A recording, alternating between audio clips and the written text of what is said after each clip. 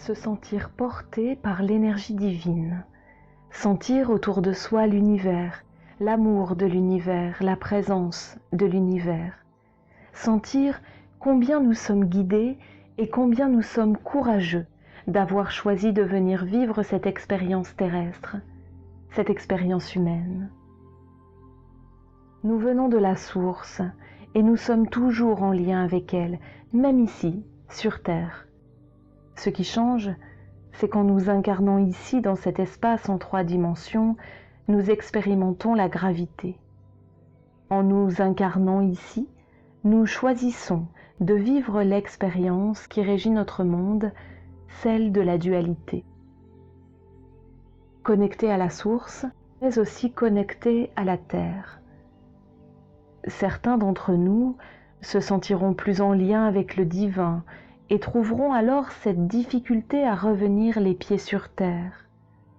Et d'autres, plus terre à terre, auront plus de mal à sentir qu'il existe bien plus grand que soi, un monde d'amour et de lumière auquel nous sommes reliés. Déjà là se pose la dualité. Finalement, qu'on le veuille ou non, notre corps physique est en lien avec la Terre, de par encore une fois cette gravité qui nous pose concrètement dans la matière. Notre âme, quant à elle, est reliée au divin, puisque c'est d'ici qu'elle vient. La difficulté que l'on rencontre souvent, c'est d'accorder justement notre corps et notre âme. L'âme peut avoir cette difficulté à s'incarner dans la matière. Passer de l'immensité au minuscule peut lui donner l'idée saugrenue de s'éparpiller. Syndrome du confetti. Le corps, privé alors de certaines parts de son âme, peut avoir tendance à se trouver incomplet. C'est un peu dans ces instants que nous nous sentons à côté de nos pompes. Comment retrouver cet alignement? Peut-être en prenant conscience, dans un premier temps, de nos ressentis corporels, en osant regarder avec honnêteté nos manières d'être face à telle ou telle situation, et peut-être en acceptant que la belle âme que nous sommes, en s'incarnant sur Terre, a fait le choix d'expérimenter la dualité. Si la dualité régit le monde extérieur, elle régit aussi notre monde intérieur. La notion de bien n'existe pas sans celle du mal. La lumière n'existe pas sans l'ombre. Le blanc n'existe pas sans le noir. Une pièce de monnaie, ou même encore un billet, a son recto et son verso, l'un et l'autre se faisant face. Que l'on regarde un côté ou l'autre ne change rien à la valeur de la pièce ou du billet. Eh bien, c'est pareil pour les êtres humains divins que nous sommes.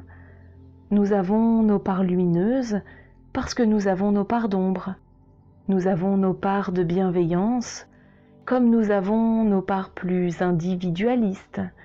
Nous avons nos moments de paix et d'amour et nos moments de mécontentement, de colère et de tristesse. Il arrive à tous les êtres humains que nous sommes d'avoir des pensées plus sombres, des idées plus dures, des envies parfois de tout envoyer balader. Il arrive à chacun de nous d'être en colère. Dans notre société judéo-chrétienne, nous sommes bercés par cette croyance que si nous osons penser quelque chose de mal, alors nous devrons être punis d'une manière ou d'une autre. Et où se trouve l'amour là-dedans? Où se trouve le respect de soi? Aujourd'hui, nous nous rendons compte de plus en plus qu'à vouloir sans cesse rentrer dans le moule du plaire aux autres ou encore du faire du bien autour de soi, eh bien on oublie souvent que la première personne qui demande à être aimée inconditionnellement et qui demande à être respectée, c'est soi-même. S'aimer pleinement dans chacune de nos parts, les lumineuses et les plus obscures. Cela ne fera pas de nous une mauvaise personne. Au contraire, cela fera de nous un véritable être humain, mieux encore un véritable être divin, incarné dans sa présence humaine, venu ainsi vivre pleinement l'expérience de cette dualité. Nous sommes des âmes courageuses. Nous sommes des âmes de terrain, de terre, hein. Et nous sommes guidés à tout moment dans cette expérience. Notre chemin est celui de vivre pleinement notre incarnation reliée à la source, reliée à la terre. Au cœur de ces deux dimensions, nous sommes là, baignés dans la matière, dans la non-matière, baignés dans le concret et l'abstrait, baignés dans la matérialité et l'énergie. Nous sommes là, à la fois dans l'immensément grand et l'immensément petit, le relatif et l'absolu. Et nous avons autour de nous et à l'intérieur de nous un ensemble de ressources incroyables et inépuisables. Pour en bénéficier pleinement, la connexion doit être alignée. Nous sommes des êtres connectés avec le monde du haut et le monde du bas. Un trait d'union entre le ciel et la terre.